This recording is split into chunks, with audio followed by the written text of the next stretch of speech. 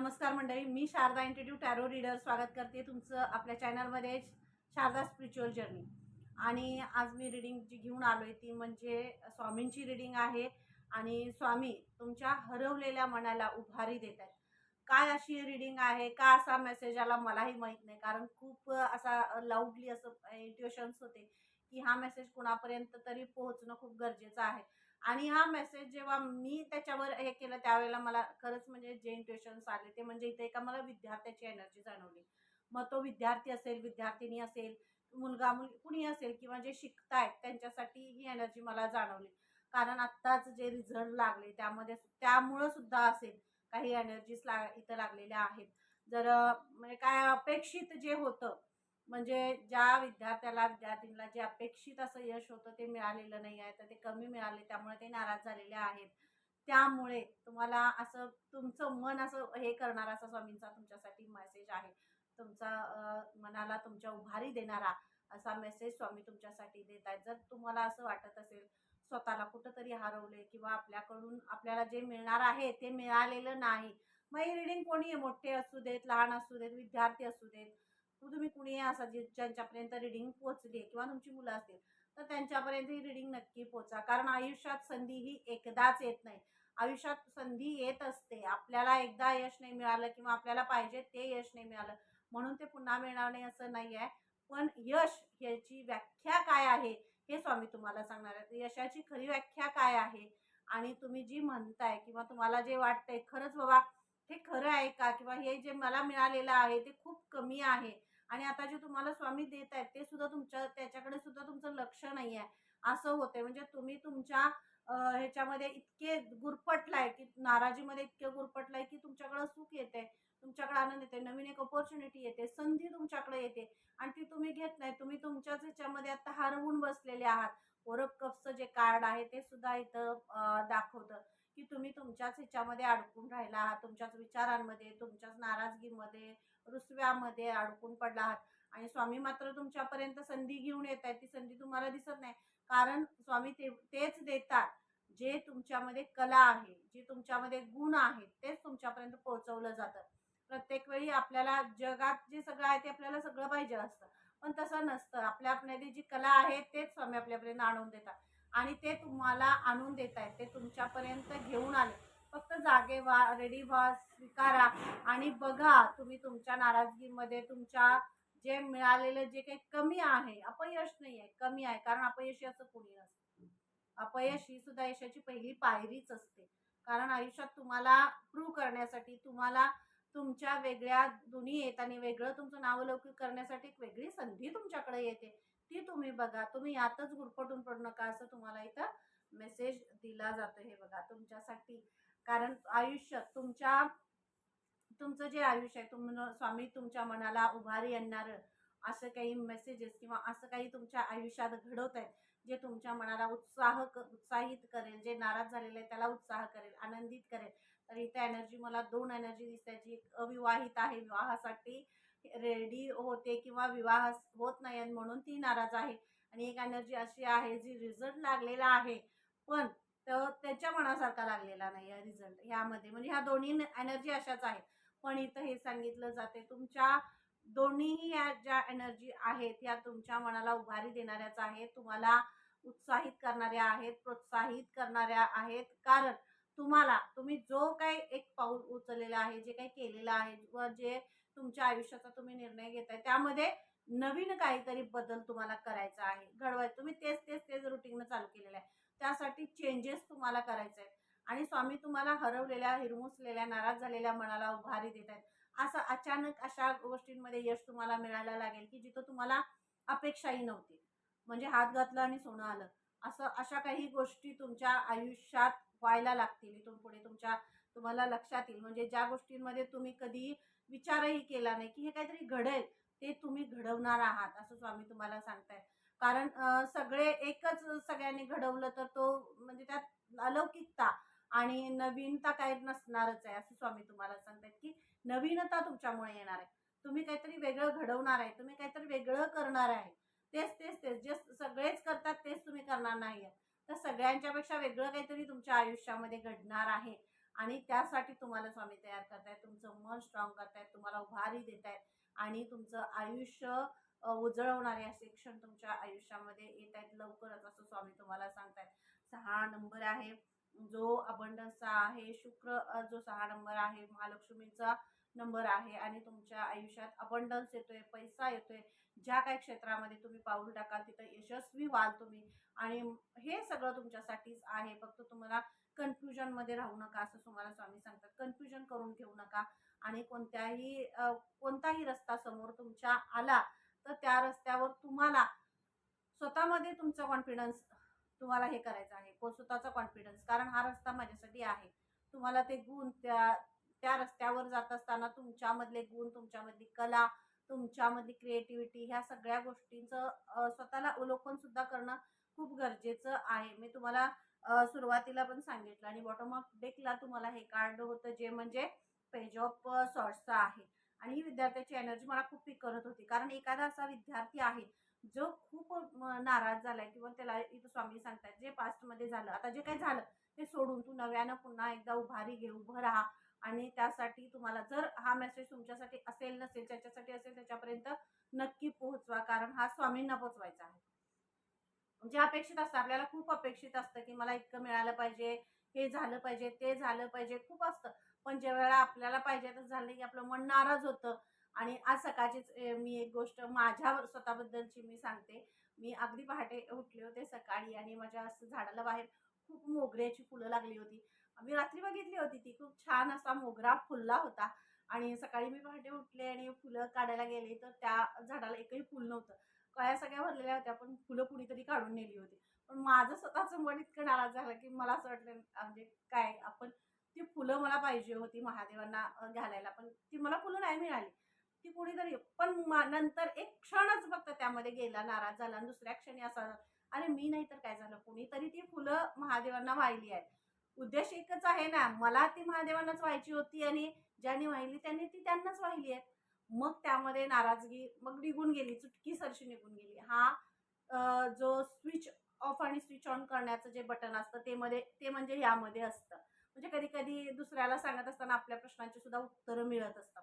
तर इथं हा प्रश्नाचं माझ्याही उत्तर मिळालं आणि असं स्वामी तुम्हाला सांगतायत, की पास्ट सोडून द्या, जे झालंय ते सोडून द्या आणि नवीन उभारी घ्या. नवीन आयुष्यात तुमच्या खूप रस्ते आहेत, खूप तुमच्या समोर सगळं ठेवलेलं आहे.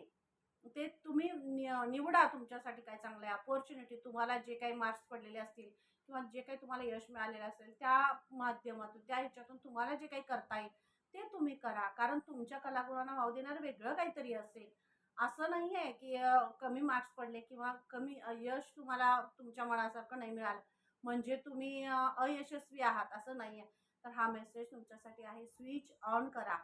तुम्ही जो तुमचा स्विच ऑफ करून ठेवलेला आहे, मनाचा, बुद्धीचा स्विच ऑफ करून ठेवलाय, नाराज झालाय, ते सगळं कट करा, असं स्वामी तुम्हाला सांगतायत. ते कट कट कट स्वतःवरती असा एक हे करा आणि पुन्हा एकदा रिफ्रेश व्हा. मोठ्या उत्साहाने पुन्हा एकदा उभे राहा आणि पुढे जा, असं स्वामी तुम्हाला मेसेज देतात. खूप मोठा मेसेज आला. आणि कमेंट करायला अजिबात विसरायचं नाही बरं का. कमेंट करा, चॅनलला सबस्क्राईब करा, कारण तुम्ही केलेलं सबस्क्राईबच तुम्हाला हे चॅनलचे जे मेसेजेस आहेत ते तुमच्यापर्यंत पोहोचवेल आणि तुमची एनर्जी चॅनलशी कनेक्ट होईल. आणि 2 कप्स आहे म्हणजे एनर्जीच मला अशी लागली आहे. मी तुम्हाला खरं सांगते. कारण इथं हे सुद्धा आहे, जर ब्रेकअपचं काही तुमचं हे असेल म्हणजे जे काही रिलेशन तुम्ही एक्सेप्ट अशा अपेक्षा ठेवल्या होत्या, त्या नात्याकडून तुम्ही काही अपेक्षा ठेवल्या होत्या आणि त्या ज्या तुमच्या तिथं पूर्ण नाही झाल्या, ही नाराजगी तुमच्यामध्ये आहे. ज्या नात्याकडून, ज्या व्यक्तीकडून तुम्ही काही अपेक्षा ठेवल्या होत्या, की ही व्यक्ती किंवा हे नातं माझ्या आयुष्याला पूर्ण करणारं आहे. तुमच्या आयुष्याला तुम्हाला पूर्णत्वाला नेणारं आहे. काही तुमच्यामध्ये छोट्या-छोट्या गोष्टींनी वादविवाद असतील, गैरसमज असतील, जे तुमच्या नात्यामध्ये निर्माण झाले असतील, तर ते सुद्धा लगेच तिथं सुद्धा तुम्हाला स्विच ऑन करायचा आहे, असं स्वामी तुम्हाला सांगतात. कारण तुमच्या मनाला उभारी देणारं, तुम्हाला आनंदित करणारा असा मेसेज स्वामीच तुम्हाला डायरेक्ट देत आहेत. कारण कुणीतरी म्हणजे हे करून काय आपण काय म्हणतो असं तिसरी एक व्यक्ती येणार आणि आयुष्यामध्ये तुमच्या गडबड करेल आणि तुम्ही त्याला संधी देणार तुमचं आयुष्य विस्कटायला. तर असं न होऊन देता तुमच्या नात्याला पुन्हा एकदा तुम्ही संधी द्या, असं स्वामी तुम्हाला सांगतायत. जर असे काही गैरसमज तुमच्या नात्यामध्ये निर्माण झाले आहेत तर तुम्ही तुमच्या नात्याला पुन्हा एकदा संधी द्या आणि तुमच्या नात्याला पूर्ववत करा, असं तुम्हाला इथं सांगितलं जाते. आणि जे अविवाहित किंवा इथं मी ते तुमच्या कार्डला सांगितलं, तर त्यामध्ये सुद्धा तुमच्यासाठी एक नवीन नातं येते, नवीन रिलेशन सुद्धा तुमच्यामध्ये येते. पण हे कार्ड जे मला दाखवलं गेलं ते हे जे एका विवाहित नातं आहे, पती पत्नीचं आहे आणि त्यामध्ये काहीतरी त्यांच्यात गैरसमज झालेले आहेत. तर ते गैरसमज लवकरच दूर होतील. जे काय आहे ते तुमच्यामध्ये सॉर्ट आउट करा. कारण तिसऱ्या व्यक्तीपर्यंत गेलं तर त्याला एक वेगळं वळण लागतं. तर तुमच्या निर्णयाची, तुमच्या परिवाराची, तुमच्या फॅमिलीची आणि तुमच्या प्रेमाची जी चावी आहे ती तुम्ही तिसऱ्या व्यक्तीला न देता ती तुमच्या हातात ठेवा. तुमच्या नात्याची चावी तुमच्याच हातात असली पाहिजे. तुमच्या कुटुंबाची, तुमच्या फॅमिलीची चावी तुमच्याच हातात असली पाहिजे. इतरांना तुम्ही तुमच्या निर्णय घेण्यासाठी विचारू नका किंवा हे करू नका. तुम्हाला माहिती आहे तुमचं जे रिलेशन आहे, तुमचं जे नातं आहे ते कसं आहे किंवा ते फुलफिल करण्यासाठी, ते स्ट्रॉंग करण्यासाठी तुम्हाला काय केलं पाहिजे, समोरच्याकडनं काय पडतं.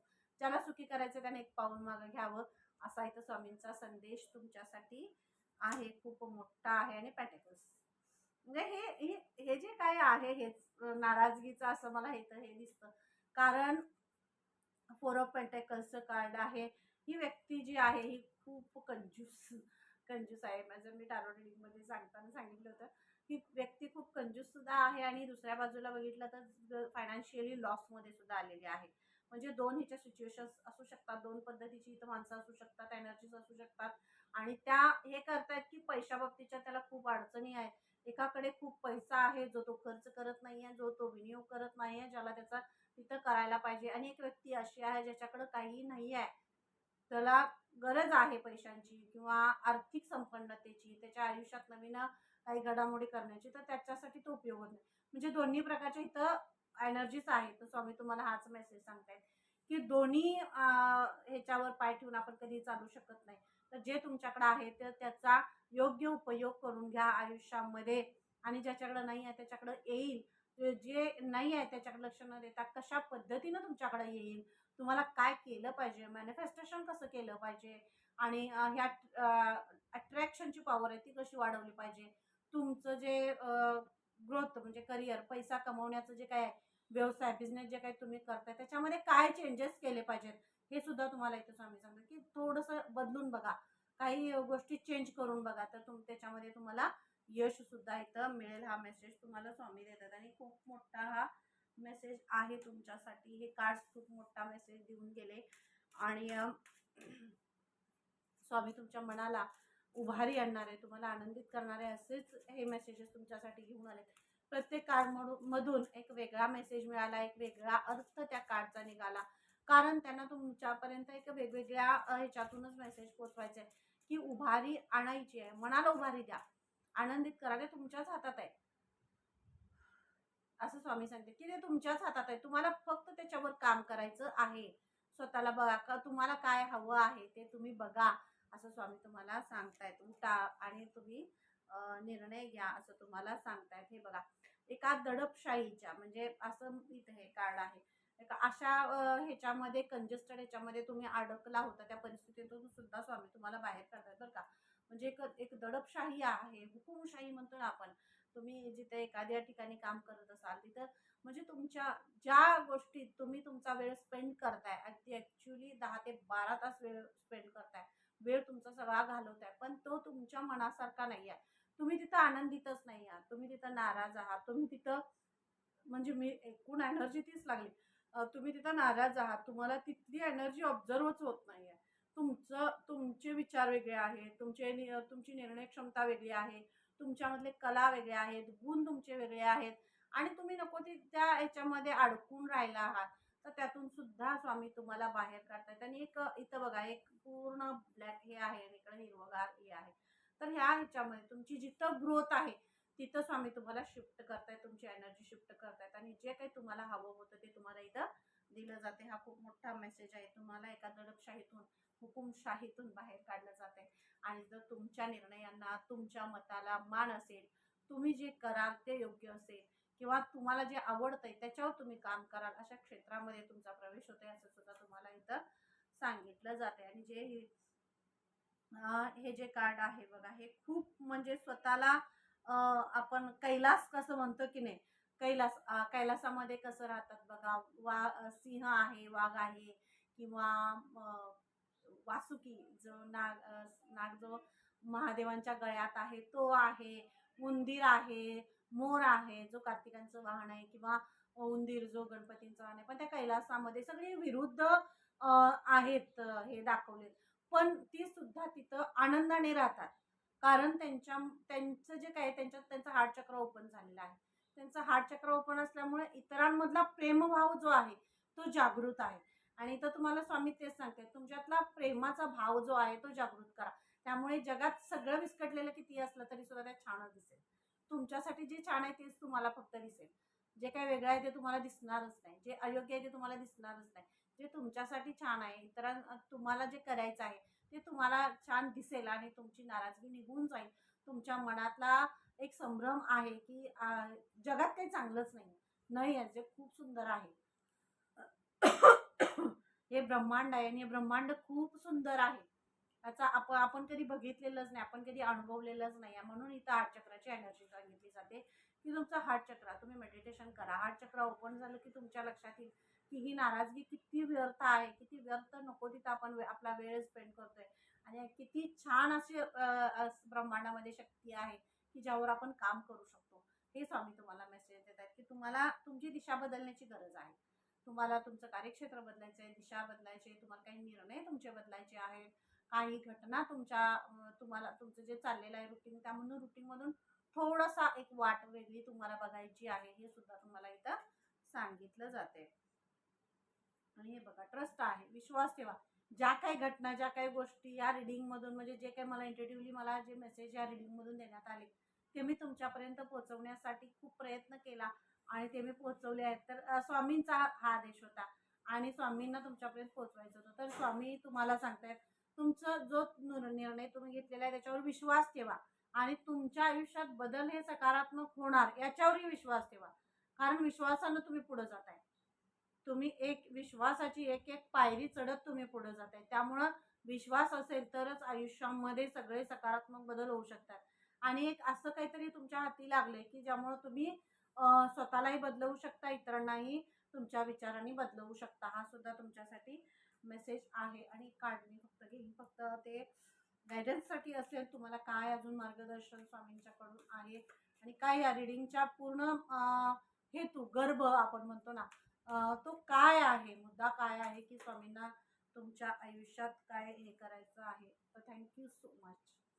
आणि स्वामी तुम्हाला सांगतात की तुमचे जे एक्स्ट्राचं कार्ड आहे, पूर्वजांचं कार्ड आहे, मी एकच कार्ड घेईन म्हणून सांगितलं तुम्हाला, तर तेच स्वामी तुम्हाला सांगतायत की तुमच्या मनाला उभारी आणणारं, तुमच्या कर्तृत्वाला चालना देणारं, तुमच्या कलागुणांना वाव देणारं, तुमचा रूट जे आहे ते तुमच्या रूटला स्ट्रॉंग करणारा असं काहीतरी तुमच्या आयुष्यात होतंय. तर ते तुम्ही स्वीकारा, कारण तुमच्या पूर्वजांचा आशीर्वाद आहे त्याच्यामध्ये. तुमचे पूर्वज तुमच्या बरोबर आहेत.